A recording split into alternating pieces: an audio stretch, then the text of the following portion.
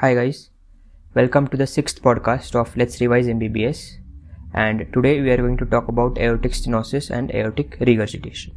Okay, so as the name suggests, aortic stenosis is a stenosis or narrowing of the aortic valve. Okay, so in AS there is degenerative calcification which occurs on a substrate. Right, this substrate can be anything. It can be a bicuspid aortic valve or a previous rheumatic inflammation.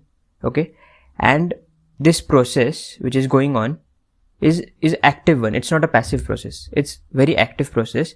There is endothelial activation, there is lipid accumulation, cytokine release, and finally there is the myofibroblast which is there. It converts into osteoblast, and there is deposition of calcium on the aortic valve, in the aortic valve.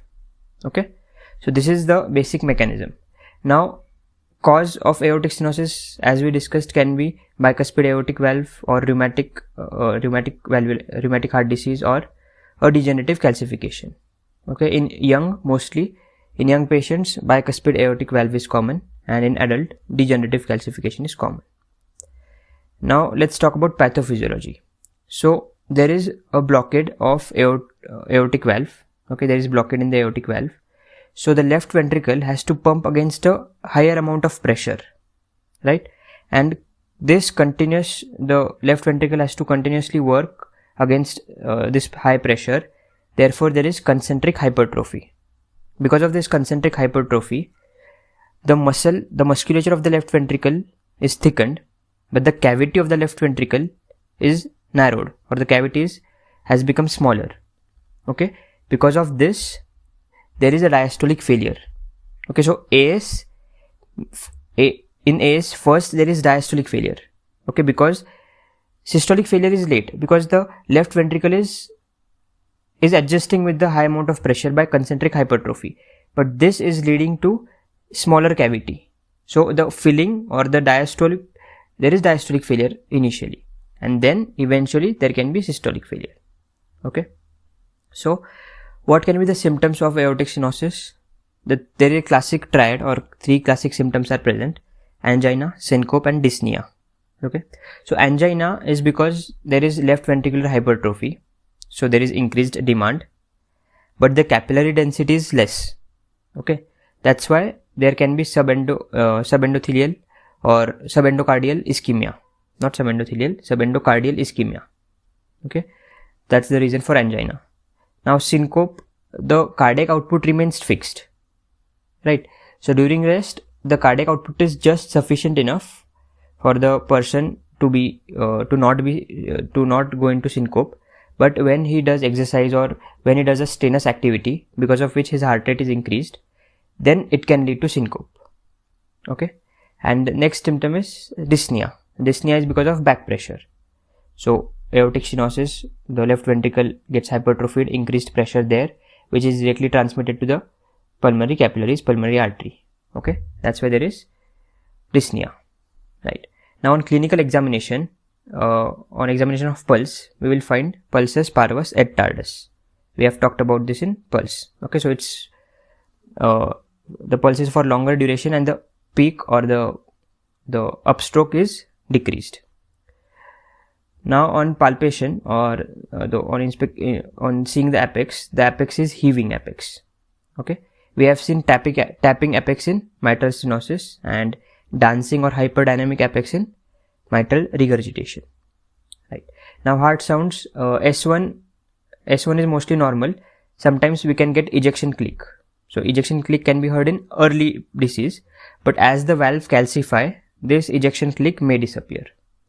In S2 we can get paradoxical split in severe AS, because now the aortic valve will close later than pulmonary, because the left ventricle has to pump against a larger amount of pressure, so it will take more time. That's why there will be paradoxical split. S3 is usually not heard, or is heard only in late disease where there is left ventricular failure. And S4 can be heard, because we have talked about S4 that the criteria required, or the criteria to be fulfilled to listen S4 sound, is that the atria should be actively pumping, atria should be normal, and ventricle should be hypertrophied, or the compliance of the ventricle should be decreased. So here both the conditions are satisfied. The ventricles are hypertrophied and atria are normal. That's why S4 can be heard. Coming on to the murmur of AS, the murmur is ejection systolic murmur, and it starts just after S1, peaks in the middle, and then ends before aortic valve closes. Okay. The pitch is a mixed, it is a combination of high and low pitch. So low pitch radiates to the neck and high pitch radiates to the apex. So this high pitch radiating to apex is known as Gala-Verdin phenomena. Okay. Now, if as the severity of AS increases, the systolic peak which was there, which was coming in the middle, now comes later. Okay. So as the severity of aortic stenosis increases, the systolic peak comes later. Okay. Now there is a rule which is 40-4-1 rule to assess, like 40 is what? 40 is the transvalvular pressure gradient. So transvalvular pressure gradient of 40 mm of Hg or more, and then 4 is the velocity, 4 meter per second, the ejection velocity of the blood, and 1 centimeter square is the area of the aortic valve. So if any of this is present, then we can say it as severe AS. Okay, 40-4-1. Now this will be important in the management. Now in management of aortic stenosis, the main line is aortic valve replacement. Okay, so when do we go for aortic valve replacement? If the patient is symptomatic. Okay, if the left ventricular ejection fraction is less than 50%, if there is a rapid progression of aortic stenosis, or there is a test which is dobutamine stress echo. So this is used to differentiate low volume or low flow, low gradient aortic stenosis and LV failure. So to distinguish between these two conditions, we use dobutamine stress echo. And if on dobutamine stress echo we find that there is severe AS, and if it's a young patient with bicuspid aortic valve, so if any of these conditions are present, then we will go for aortic valve replacement. Okay, right. Now let's come on to the aortic regurgitation. So aortic regurgitation can be valvular aortic regurgitation or aortic root dilatation, which is causing aortic regurgitation. Okay, so valvular aortic regurgitation is commonly seen in rheumatic heart disease, in infective endocarditis, and two important conditions, ankylosing spondylitis and syphilis. So in these conditions we will see valvular aortic regurgitation, and aortic root dilatation can be seen in Marfan syndrome or aortic dissection. Okay, so because of these two conditions there can be regurgitation. Now let's talk about pathophysiology. So when the ventricle is when the ventricle is in diastole, there is regurgitation of blood from the aorta to the left ventricle. So this increases the left ventricular end diastolic volume.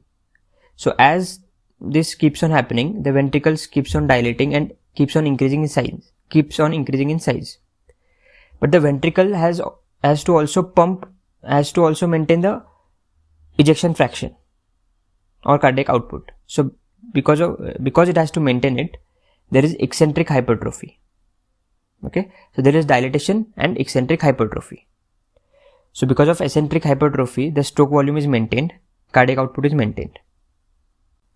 But after a point, since the blood is regurgitating back, because of this there is increased preload, but the ventricle is keeping on dilating. Okay, so eventually its force of contraction is also going to decrease, and ejection fraction and cardiac output is going to decrease. So eventually there is going to be a failure. Okay, so talking about symptoms of AR, for a very long duration of time the patients of AR remain asymptomatic because the left ventricle is accommodating or it's trying to maintain the cardiac output. But then there can be, since it is contracting with a larger force, patient can have palpitation. Due to back pressure, patient can have dyspnea. Okay, and one important finding, that is nocturnal angina. So during the night time the sympathetic activity decreases, there is dilatation of the blood vessels, and the regurgitant volume increases. So because of increase in regurgitant volume, the pressure in the left ventricle increases, and since the pressure is high, the myocardium is not getting enough blood. So there can be angina. So nocturnal angina is a prominent or is a characteristic feature of aortic regurgitation. Now on clinical examination, when we examine pulse, there is a characteristic finding which is a water hammer or Corrigan's pulse. Okay, we have talked about this. Now there are various signs in aortic regurgitation, various named signs. Okay, so we'll talk about them. So first is Hill's sign. In Hill's sign, normally in normal conditions, the pressure in the lower limb is more than that in upper limb, but the difference is less than 20 mm of Hg. But in aortic regurgitation, this difference is more than 20 mm. Okay, that is Hill's sign. Next one is Traube's sign.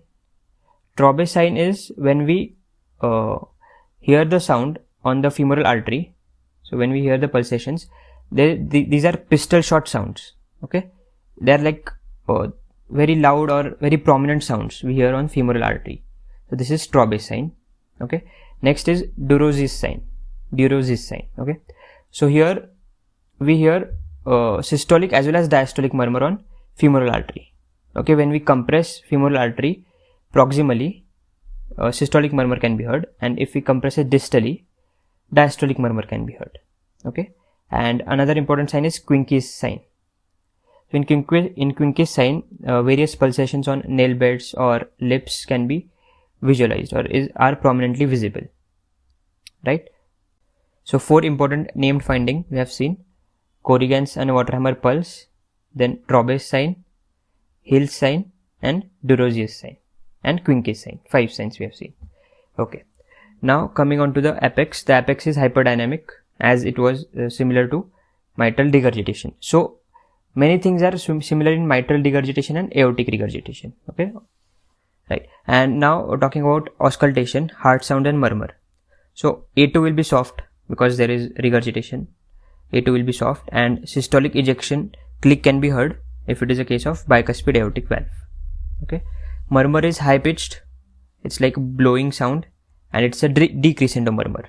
Decrescendo murmur means initially the sound is prominent, loud, and then the intensity of the sound goes on decreasing. Right, so the regurgitation, why is there regurgitation? Because the pressure in the aorta is more than in the ventricles, therefore the blood is regurgitating back. So initially the sound of the murmur will be high, the intensity will be high, and later on it will go on decreasing. So that's why it is a decrescendo murmur. It is heard best in left third intercostal space. It is also known as Erb's area, left third intercostal space, and it is heard best when the patient is sitting and leaning forward and when he is expiring. Now there is one more murmur in aortic regurgitation, which is Austin-Flint murmur. So this Austin-Flint murmur is a mid-diastolic murmur. So this is because when the blood is regurgitating back, it hits the anterior leaflet of the mitral valve, and this causes Austin-Flint murmur. So how do we manage aortic regurgitation? We can either go for medical management or surgical management. Medical management mainly aims at vasodilators. We give vasodilators so that the forward flow is maintained. We try to decrease peripheral vascular resistance so that the forward flow is maintained. We give ACE inhibitors, we can give calcium channel blockers, but beta blockers are not given because it will decrease the contractility of the heart. So the cardiac output will decrease. We don't want that. So we avoid giving beta blockers. We give ACE inhibitors, we can give calcium channel blockers. Now when do we go for surgical management? If the ejection fraction is less than 50%, or if the end systolic diameter is more than 50 mm or 5 centimeters, and end diastolic diameter, if it's more than 65 mm, then we need to manage this case surgically. Okay, in surgery we do aortic valve replacement. Right, so that's all about aortic stenosis and aortic regurgitation. So there were a lot of murmurs and lot of different named murmurs and named signs. So about murmurs we will take a separate podcast tomorrow. Right, so that's all for today's podcast. Keep studying and enjoy. Bye bye.